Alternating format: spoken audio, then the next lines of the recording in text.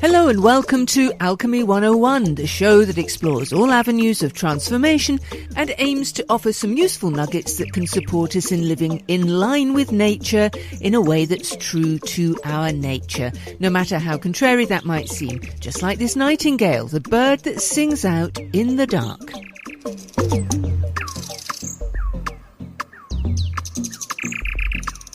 I'm JJ, the Practical Alchemist, and I'm so pleased that you could join me today as we discuss all things spiritual.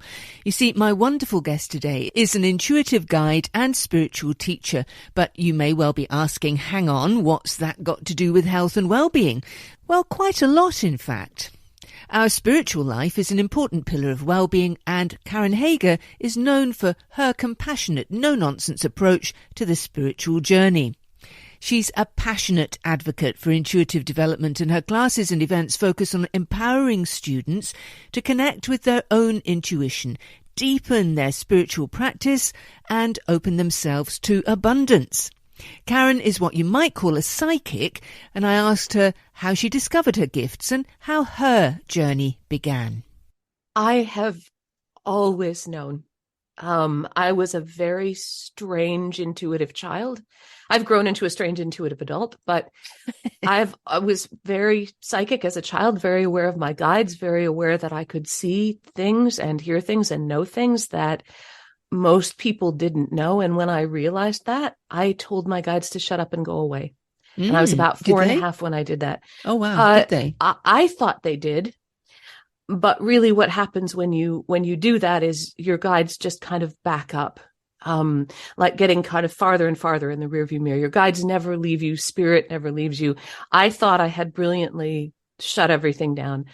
It wasn't until I was in my early 40s that a series of things happened that led me to start to say yes to my intuition again. In those intervening years when I thought I had done such a great job of turning everything off, I would have what I'm going to call psychic experiences. And I'm going to use the word psychic because they were scary, right? So that word psychic does have a kind of a taint to it now. Yeah. So I'm going to call them psychic experiences. They were scary. They were unwelcome. Mm-hmm.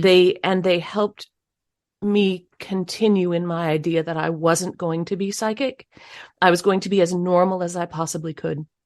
When I was in my early 40s and said yes to my intuitive abilities, what I realized was that my guides and spirit were with me every step of the way. I was just kind of too blind to see it. Mm-hmm.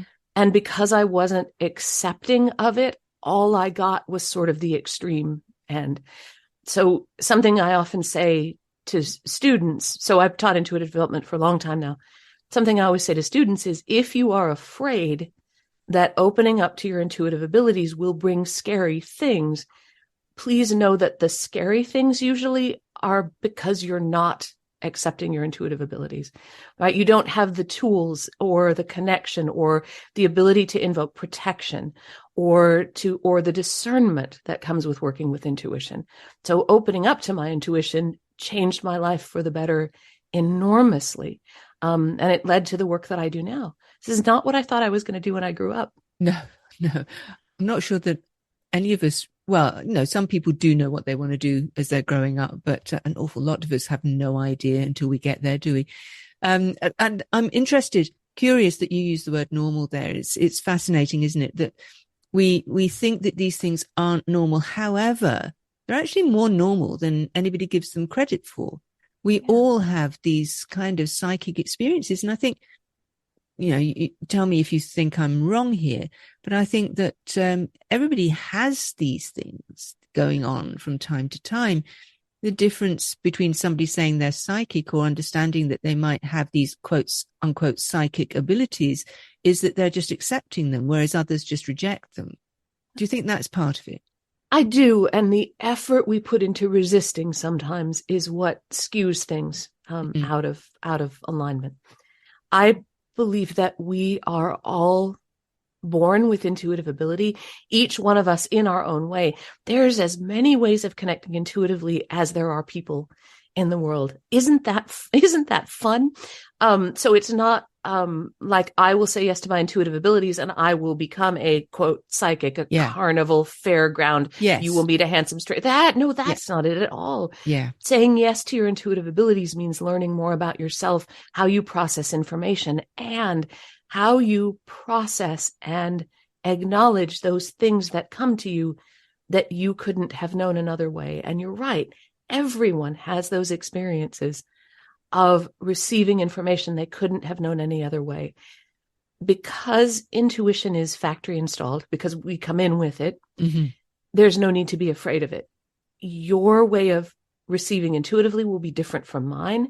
So you can know, as you say yes to your intuition, that you're tapping into something that you already have. It's not something outside of you. It's something that you have. That feeling of ownership brings some safety with it as well. Yes. And understanding that we're all transmitters and receivers. So we're like these radio sets, and we can dial up or dial down. So you dial down at the age of 4, you dialed down your tuner so that you wouldn't receive, right? I snapped the knob right off the radio, or so I thought. Yeah, or so you thought. So, we can dial it down or we can dial it up, but we all have the ability because we are all born, as you said, with this kind of, this radio in a human biological form already installed in us. So it's not unusual and it isn't abnormal. And I think one of the things that I've learned throughout my life is that the more I listen to what my intuition tells me, the better off I am. There's some dexterity involved in moving that dial between all the way off and all the way on. And one of the things that regular practice and awareness brings is an ability to calibrate how open you want to be at any particular time. And that also means that when you have those intuitive experiences, if you have a regular spiritual practice, if you've said yes, if you're open and focused on these things, when something happens, you don't get as thrown off because you have the tools to deal with it. So being able to turn off and on intuitive ability, it's really a little bit more complex than that. It is possible to be open intuitively, as I am when I'm teaching or speaking with you now, or working with people in sessions. And at the end of the day, I turn that dial way down. Yeah. Because you can't be always on all the time. It's exhausting. It's not good for any of the systems, physical, energetic, emotional, not good for any of the systems. And so another advantage of saying yes to your intuition and learning about it is you start to learn where that dial is and how you can adjust it. I like that. Yeah, that's a great way of explaining it, isn't it? And as you were talking, I was thinking, yes. So, for instance, what I think I do, and you sound like you do, is that you can switch it off. And then you just switch it on when you maybe need some guidance or you need to know something, or you just, tuning in. We talk about tuning in. This is exactly what we're doing. We're tuning into our own guidance and our own intuition. Yeah. So this isn't quite where I thought the conversation was going to go, but I think it's a brilliant way of describing what you're doing. So you've got these abilities, as we all have, however you recognize yours. And what you're now doing is helping other people to recognize their abilities, use their abilities, but you also help people kind of get used to what's called the paranormal, but which isn't that unusual or abnormal that goes on around us. The stories of the paranormal have been around since time immemorial. So it's not really that unusual, is it? But a lot of people are scared by a lot of the things that they might experience or witness in that arena. Yeah. A very, very small part of my work is in helping people who are experiencing paranormal occurrences. Usually those are things that you might think of as like hauntings. Get some understanding about what's happening and some tools to be empowered.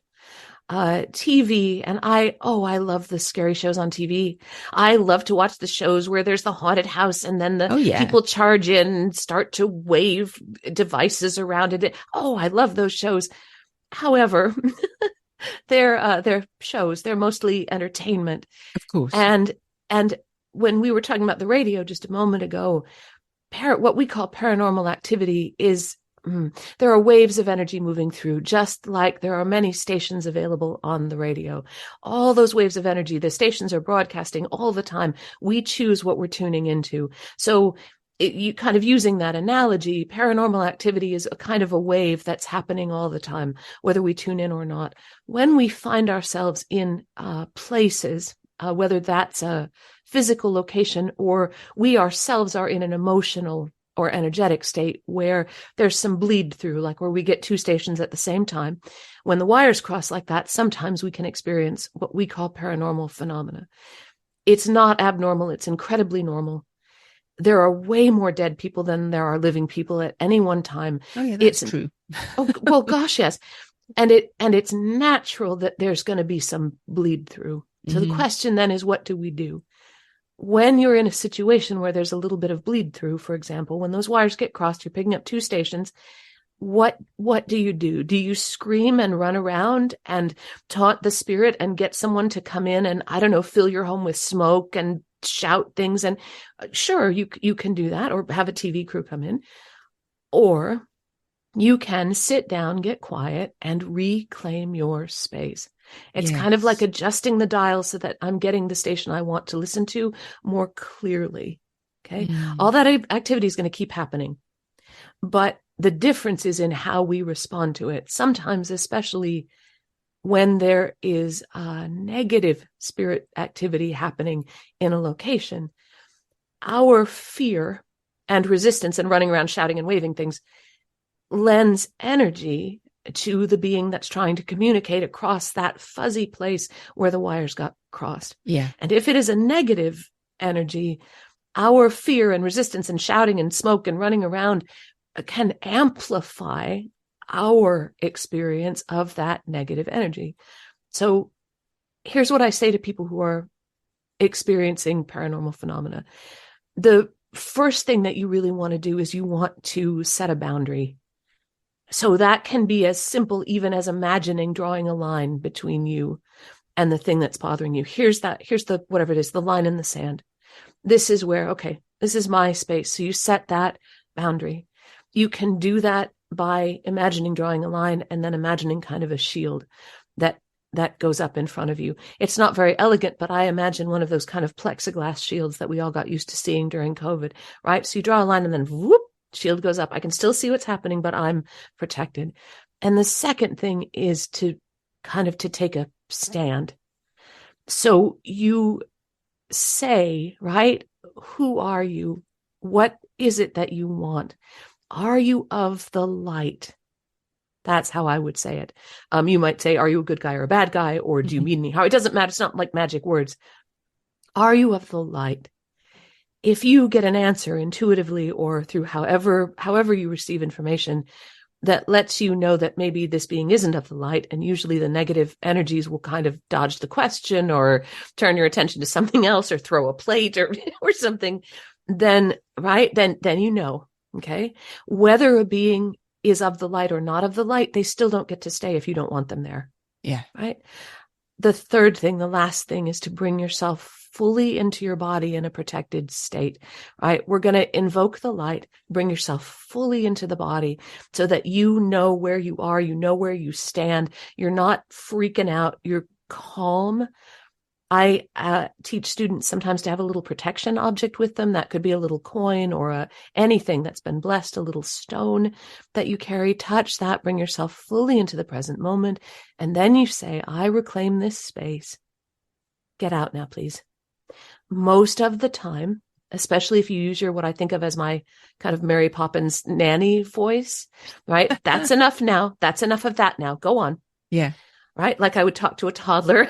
Yeah. Often that's enough to clear the space. So those are some ways we can, with gentleness and with our own power, deal with paranormal stuff. It's about standing in your power as much as anything, isn't it? Well, it's time to take a short break right now to hear from our sponsors, but stay tuned for more from Karen right after this. UK Health Radio, the station that makes you feel good.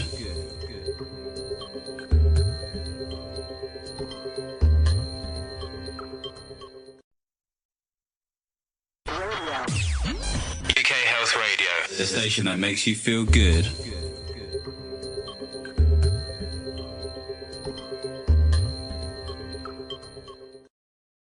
And you're listening to Alchemy 101 here on UK Health Radio with me, JJ, the Practical Alchemist, and my guest, Karen Hager. Here's Karen again telling us more about other aspects of her work. Yeah, so the heart of my work is working privately with people in private sessions. So I do about 1,200 a year now. So that's the heart of my work. I do a lot of one-on-one work. Not only is being in connection with your intuition, I believe, vital for physical, mental, emotional, and energetic health. Being able to ask for help, whether that's you're going to go talk to a wacky intuitive lady like me, or you're asking your doctor for help with a physical issue, or you're asking a friend for help because you're feeling overwhelmed, being able to ask for help is also vital for physical, mental, emotional, energetic health, because it's about what you will allow yourself to receive. So when I work one-on-one with people, my focus, and this is where that word psychic is a little weird. When I started practice long ago now, I called myself the Fog City Psychic because I was in San Francisco, which is the Fog City. I was the Fog City Psychic. I now think of myself more as an intuitive guide because psychic does have that weird, icky, slimy, I don't want that. Yeah. In my one-on-one work with people, what I'm doing is using my intuitive abilities kind of like it's a giant flashlight that I can shine on their questions, that I can use that gift to sort of amplify their own abilities so that together we can see the answers they're looking for. It's not mind reading. It's not fortune telling. It is a process that honors the sovereignty of the person who's asking the questions. And together, it's like like we hold hands and they take me down to the basement and say, shine your light right there. That corner's been bothering me. What the heck is that? And I shine my light on that and say, aha, it looks like a relationship issue. It looks like you're working on how to be better aligned, body, mind, and spirit. It looks like whatever that is. And together we take a look at what's there. A tremendous disservice is done to intuitive practice and intuitive practitioners by so-called psychics who use their abilities to, in quotes, tell people what their future will be. Oh, yeah. Yeah. Because no, we make our futures with every breath we take. That's why informed choices are so important. That's why empowerment is so important to health in every level of our beings. With every breath, we are creating our future path. Most of, at least as my guides have showed it to me, most of our time here in Earth School is free will. And the parts that aren't free will, sometimes we don't even recognize. We think it's our free will, even when, so, okay, what the heck? Let's call it all free will and go. You can always change your path with every breath. And that's the energy with which I read.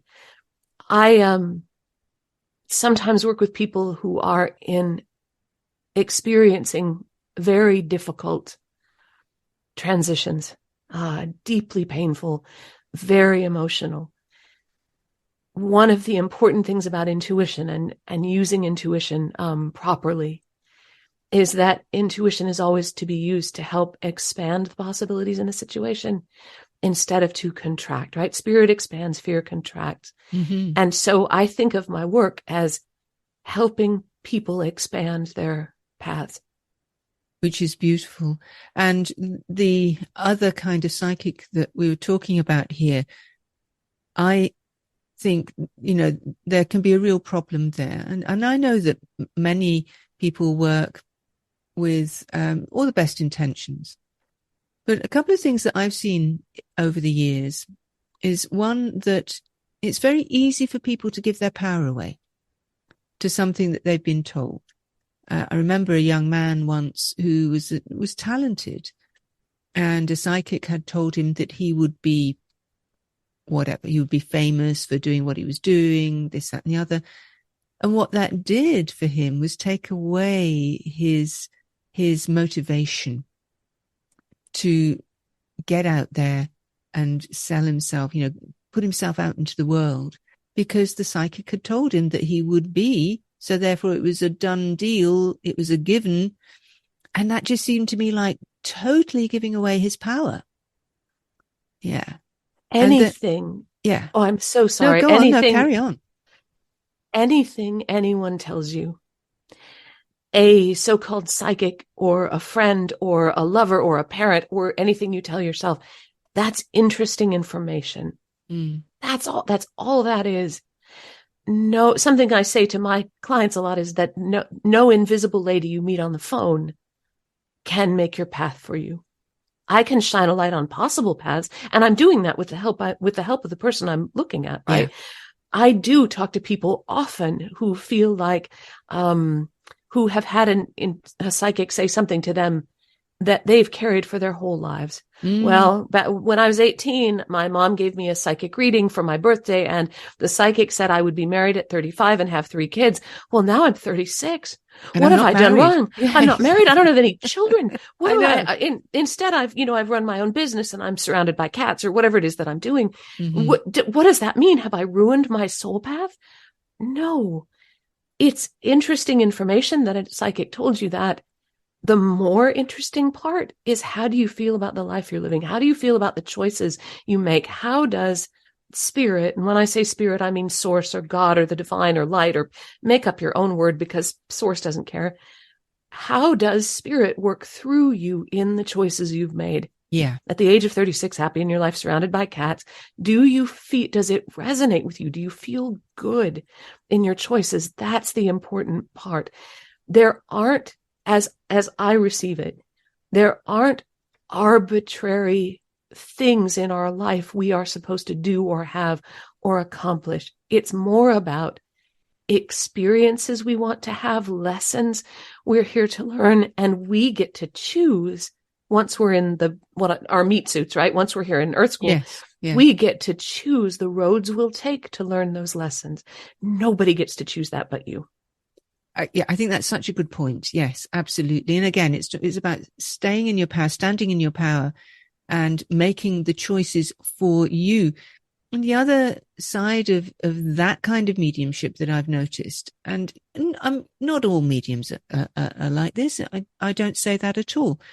But you have to also remember that whatever is coming through to them is coming through them with all of their experience and worldview, and is being colored by that worldview, so that they explain in their terms to you what they're intuiting, feeling, seeing, however the information is coming to them. So there's always that layer of interpretation, which you have to take into account. Any intuitive information, whether it comes through you, if you are asking a question for yourself, doing what I call holding it in the light, if you ask a question for yourself, any intuitive information comes through you first. So it comes through your brain and your nerves and your way of perception and your life experience and your wisdom. It's gonna come through you. That's okay. Spirit knows that. And part of why I believe we have guides who help us on this path is to help us kind of interpret and buffer that information that comes straight from source. Everything comes through us, our own filters. And that's why spiritual practice is so important, because it helps us know what our filters are. It helps set discernment. Yeah. It's why being a bit skeptical is so important. Mm-hmm. That thing where anything anyone says is just interesting information. So mediumship, which is specifically an intuitive who connects with the spirits of the dead, that's not a gift I practice. That's not part of how I do things. Whether you're working with a medium, someone who helps connect you with your beloved dead, or you're working with an intuitive like me, always keep one eyebrow raised. Mm-hmm. Always, right? And whatever you hear, write it down, sit with it, think about it. If it doesn't resonate, toss it. Yeah. Right. And remember that you're hearing from another human person, whether it's an intuitive or a medium or or your mother or whatever it is.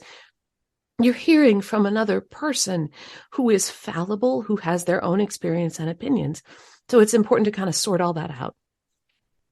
I can agree more with you. I think that it's very important for us to just get into this place where we basically listen to ourselves. Now, when I say that, I don't mean if you're going to the doctor and the doctor says that you have something wrong with you, you shouldn't listen to them, obviously, but listen to what's going on inside you. And does something feel good or not so good? If it doesn't feel so good, then you don't go for it. Exactly. There's a feeling, and it goes back to the psychic telling you you'll be famous, don't do anything about it. Yeah. Sometimes I work with people who have a lot of health anxiety. And there's a worry sometimes with that kind of anxiety that if they go to the doctor and the doctor says something, that makes it true and it compels them to do whatever the doctor says. And the people with health anxiety think that whatever the doctor's going to ask them to do will be horrible and life-altering and terrible, right? Mm-hmm. So I have a bump on my chin. If I go to the doctor's going to say I need a complete face removal and it'll be horrible and traumatic and I'll never be able to go out in public again. What am I going to do? No, you are not compelled by anything anyone tells you in any like position of authority to do anything. When you're standing in your power, when you know, hey, that bump doesn't feel so good, I know I need to get that checked out, go to the doctor, listen to the doctor. If they say you need a complete face removal, you can say, that's interesting, thank you very much, and then go get another opinion. Yeah, exactly. And part of what makes us sick, body, mind, and spirit, is a feeling that we are being compelled. There's no way out. There's no alternative. It's only this, and this is going to get worse. This bump on my chin is going to take over. My head's going to drop off. There's no way out. Again, fear constricts. Spirit opens. So knowing how to listen to yourself is absolutely key. And you're not compelled to do a darn thing. That is so true. That is so true.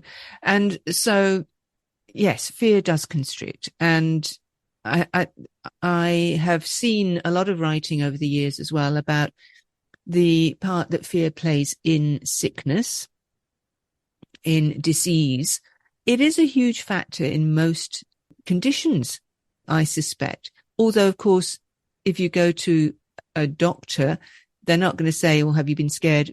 What are your fears? They're not going to ask you about that. But often you can look at somebody's life and think, I can see that there's been some kind of build up here of emotional issues. And at the root of that might be a lot of fear. Mm-hmm. So, that getting rid of that fear is really important. And do you find that using our intuition is helpful in just eradicating all that fear that might have been built up?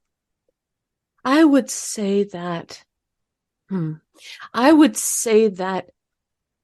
awareness of and a kind of a deftness, being in practice with our intuition, doesn't mean doing readings for people. I mean, it means, how do I feel about this? How do I know an intuitive guidance is coming through? How does my body usually feel? How does it feel today? I don't believe intuition helps eradicate fear. I do believe that it allows a kind of compassion and expansion around our fear. Mm-hmm. It makes a safe space so that fear can come in and tell us what it has to say. Yeah. It doesn't mean that fear takes over and runs the show. One of the biggest fears that I hear from people, especially people who are followers of a certain kind of brand or style of teaching about health, is that when something happens, they get cancer, or they've got a spot on their chin, or whatever it is, they break their leg, they're in a car accident. They believe that whatever has happened to them is a punishment for not saying the right affirmations, paying the right teachers, going to the right classes, wearing the right clothes, whatever it is, the deodorant I'm using is wrong. They see physical dis-ease, being out of alignment physically, as a punishment for something in them that must not be right. This is my fault. I brought this on myself. I have cancer because I am a naughty, naughty, naughty person. and I should have seen it coming and I didn't, and now I'm punished. That is that kind of sets me on fire a little bit. Yeah. Because first of all, there's nothing wrong with you. There is nothing wrong with you. Second, there are no punishments. Physical anything is not a punishment. It may be a consequence. If I smoke 30 packs of cigarettes a day for 30 years, I may, as a consequence, develop damage in the lungs that are part of my physical system. Am I being punished? No, it's a consequence. Using your intuition and sitting in that more expansive energy, allowing compassion, discernment, helps fear have some context. Cancer's scary. Car accidents are scary. Legs falling off or getting hurt that's scary. Having to go to the doctor when you don't want to, that can be scary. And there's more. And what else, right? And how can I receive healing emotionally, energetically, as well as healing that may be I'm having the bump on my chin removed or I'm having a hip replacement. Yes, I can absolutely see that. Well, it's time for us to take another short break. But fear not, we'll be back with more from Karen right after these messages from our sponsors. UK Health Radio, the station that makes you feel good.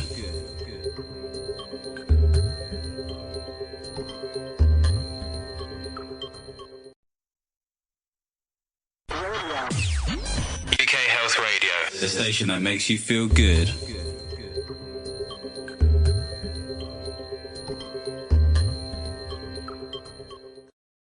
And you're listening to Alchemy 101 on UK Health Radio, the world's #1 talk health radio station, with me, JJ, the practical alchemist, and my guest, Karen Hager. Now, we've heard a lot about the way Karen works, but I was curious about who her typical client is. Do lots of people come to her presenting with physical issues, for example? And what was the most common issue people come to her with? I don't know what is the most common thing. Every single person I talk to is different. That's part of why I'm still doing this after all these years. Every single person is different. It's part of why you never need to be ashamed to ask for help. Mm-hmm. Your situation won't be like anyone else's. I am not a medical intuitive, and I wouldn't call myself that. That's a very kind of a special gift. I don't have the ability as a medical intuitive. I can read on the intersection between the physical body and the energetic body, and that's where I work with people who have medical issues. The most common, gosh, it's hard. Everything has an energetic component to it, whether it is a physical issue or an emotional issue. I work with people a lot on relationship issues. I work with people who are in transition. So I lost a job. I'm getting divorced. A partner has passed. Yeah. And I work with people, mostly it's people who are interested in finding out more about how they can expand the paths and the choices that are open to them. I don't know if I have a most common thing. When I first started in practice, so maybe 15 years ago now, I started on Craigslist. Don't be a psychic on Craig. Oh, I did, because I didn't know what I was doing and I didn't know how to get started. And I just was like, okay, I'll just go for it. Let's see what happens. Yeah. And every time the phone rang, it was my goodness, hey kids, don't do that. Don't try that at home. But when I was doing that, when I was first getting started, I got a lot of what I called like the is my boyfriend coming back? Right. Yeah. Right? Yeah. We've argued, he's left me. Is he coming back? The answer to that question almost always is no. Mm-hmm. And what I learned is to help people. Maybe this is the most common thing I do. Help people move beyond the question that they brought to the session. Is my boyfriend coming back? To help them move through and beyond that question to get to what's at the heart of the question, what I call the question behind the question, or the heart of the reading. Yes, part of it is my boyfriend coming back? And behind that is, will I find love? Am I worthy of love? Yes. Yes. Am I alone? Am I really alone? Am I strong enough to get through this difficult transition? And over time, what I've learned is how to help people start with the question. It's always important to honor the question. There's no dumb questions or wrong questions. Honor the question and then help people go deeper, deeper, deeper. That maybe is the most common thing that I do, is help people get to the question behind the question so that we can look at that together. There you go, which is completely different to what we see as the traditional medium or psychic, who will just, not necessarily look into a crystal ball, but that kind of idea and say yes or no. Right. And then maybe riff on what they see for the person who's sitting in front of them. Yeah. But you see that's a much more useful thing, I think, for anybody, is to really look at why you're asking that question. Yeah. Mm-hmm. And to honor the question, because we think our questions are dumb and that we don't and this plays into health as well, by the way. These are some of the things that make us sick eventually. Absolutely. We think our questions don't matter, or that they're dumb, or that it's too small an issue. If it's bothering you, if you're thinking about it, it's important. Put that in the light. Honor what you're feeling, whether it's about the bump on your chin or your boyfriend leaving you, or even, how do I feel about that hand lotion I just bought? Is this right for me? Is this resonate? Really allow yourself space to be kind. Your questions aren't dumb. The things that are happening in your life are not minor, not even the minor ones. All of that is open for consideration. And that's, again, where spiritual practice, having a good foundation, really can help us lay down a groundwork for getting through those kinds of things. Yeah, absolutely. And then also trusting the messages that come from within you. So, for instance, I always, if I'm in doubt, go inside and ask even something like, is this food something that I should be eating right now? I might get a different answer depending on when, I'm asking it, and, what state my body's in, what state I'm in, emotionally or spiritually. But I always go with the answer that comes, yes or no. Yeah. I'm always asking and going inside and using my intuition to ask. And sometimes, you'll pick something up. Again, still on the shopping, the shopping metaphor. You'll pick something up off a shelf and you'll just suddenly get a feeling that, oh, no, maybe I shouldn't. No, I'll put that back. Trust that, right? Yeah. It's a great way to experiment and to begin to use your intuition. Yeah. Trust that. Do exactly that. Go to the supermarket, pick something off the shelf and think, do I? Nah, it doesn't feel right. Yeah. Right. And put it back and then see how that feels. It's part of this is learning to trust your own signals. Yes. What does a yes feel like? What does a no feel like? How do I feel that in my body? That's why the practice part is so important. When I pick up that chocolate bar, is it, and I hold it in my hand, is it a yes? Like, is it a real yes? Or is it a like, nah, lady, keep going? Trust that. That's so good. Yeah. Yeah. It's something that I've done.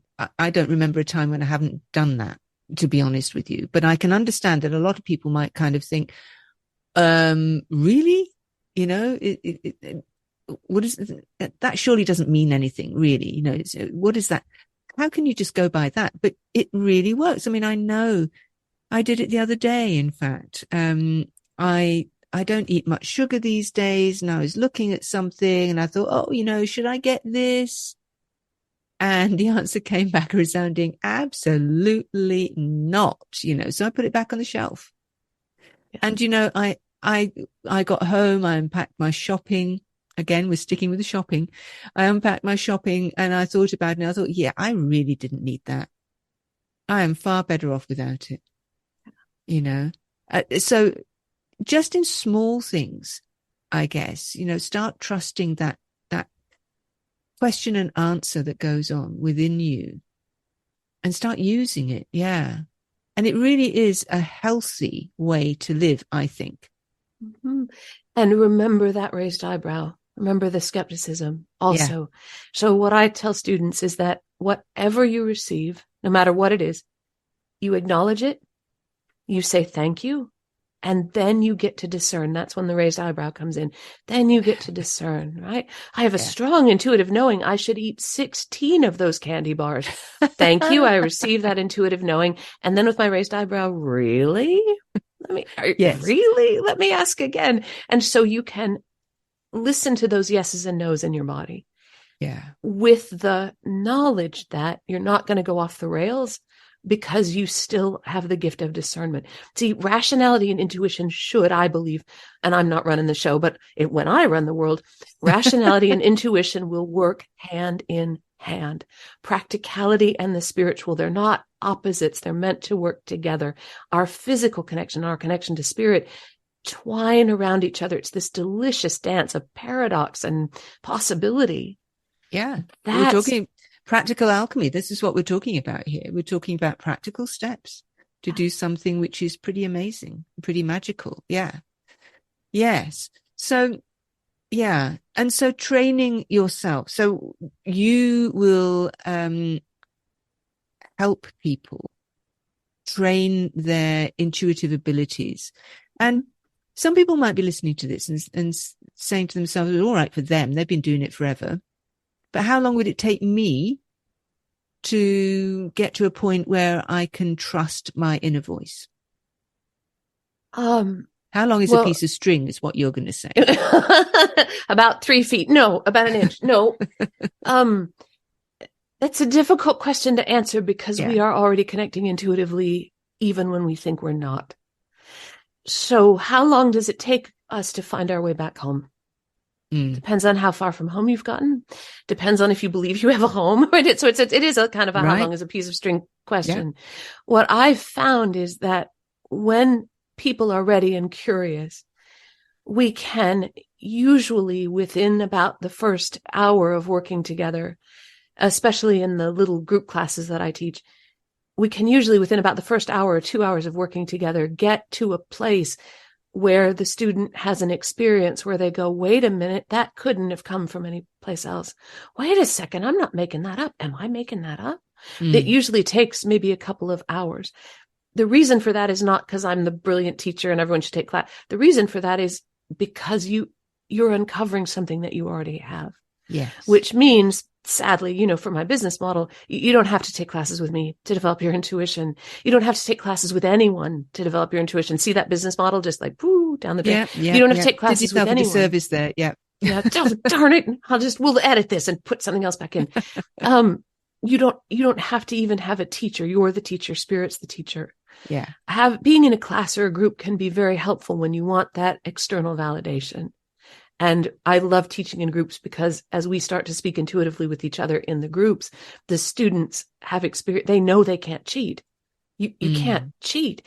And that's such a big validation because we talk ourselves out of all the time. That wasn't it. I got lucky, or that's, hey, a lucky hunch. What I like about working in groups is that when you get that external validation, when you know you couldn't have made it up, that really sparks awareness and curiosity. Yeah. So I think that's how I'd answer that. I think that's how I'd answer that question. Yeah, no, I think it sounds great. And for a lot of people, a lot of people who I am friends with, they do rely a lot on their inner voice, their intuition. Many people don't, and would be listening to this and thinking, yeah, she's on again about listening to yourself and making decisions based on your intuition. But I think that we're moving into a time now where this is more and more valuable because there is so much going on in the world. The only thing that we really have to fall back on is our own intuition and discernment. Would you agree? Strong, yes. And we were talking before about that idea of all the radio stations being broadcast, and we choose the one that we're going to listen to. We're at a time when energetically, as well as I think kind of like a real world the noise has increased to an almost deafening level. Yeah. And one of the reasons it's more important than ever to be connecting intuitively is not so much that we can see what's coming, because again, it's not about fortune telling or future casting. It's so that we can start to filter out what is just noise to us and what do we really need to listen to. That's part of why this is so important. It's one of the reasons I'm so passionate about the work I do. When it gets noisy, whether that's because you live in a haunted house or your boyfriend just left, or you are stunned and overwhelmed by the things that are going on in the world, or you're experiencing things in your physical body that are unpleasant, and there's going to need to be some intervention. When it gets noisy like that, where's the core? What's the heart of it? How do you find that still central place where you can get quiet, even if it's for a nanosecond, and feel yourself, feel in the present moment? That's part of why, to me, this is so important. Not because terrible things are coming and we all better run and scramble. No, that's fear. That didn't help anything. It's because it's getting louder and louder and louder, and we're wired to deal with that as long as we use the tools that we already have. Wow, what a beautiful way to end, I'm sorry to say, this conversation that we've just been having. Karen, it's been an absolute joy to have you on the show. I'm really pleased that that you've been my guest today. Just very quickly before we go, where can people find out more about you and your work? So my website is KarenHager.com. So that's KarenHager.com. You can find out about upcoming classes and events. You can book a private session with me there, and you can find episodes of the Out of the Fog podcast. One of the ways that I expand my horizons is through spiritual conversation with enlightening guests. So you can find that a podcast's been running for about 1,000 years now. I think it's a millennial podcast. You can find episodes of the podcast there as well. So all that good stuff is at KarenHager.com. Fantastic. Well, I do encourage people to head on down there and find out lots more about you. But for now, thank you so much for being my guest today. And I was going to make a quip about intuition, in that I intuit that you're going to be helping a lot more people in this very difficult time. And I'm sure they'll do very well as a result. Karen, thank you so much. Thank you very much. Yes, notice I said intuit there and not I predict. No crystal ball here. I loved Karen's passion and energy there. Do check out her podcast called Out of the Fog, named after the foggy city of San Francisco where she lived. That's after you've checked out more from me, the Practical Alchemist, of course. Remember, you can listen to all of our shows on all the main podcast platforms these days. And if you like what you hear, or if they've helped you, do help us spread the word by sharing them. You never know, it might be just what someone you know needs to hear. Also, check out the show I co-host with psychiatrist and coach Dr. Mark Goulston here on UK Health Radio. It's called Hurt Less, Live More, and it's the place for raw, open, uplifting, and hopefully enlightening conversations with fantastic guests. For even more health information, there's our sister publication, Health Triangle Magazine. That's a monthly magazine that's full of great features complementing our radio shows. And you can subscribe online for that at ukhealthradio.com. Or to find out more about me, head over to thepracticalalchemist.uk. And that really is the end of the show. Join me for more alchemy next time. Until then, it's goodbye from me and that nightingale.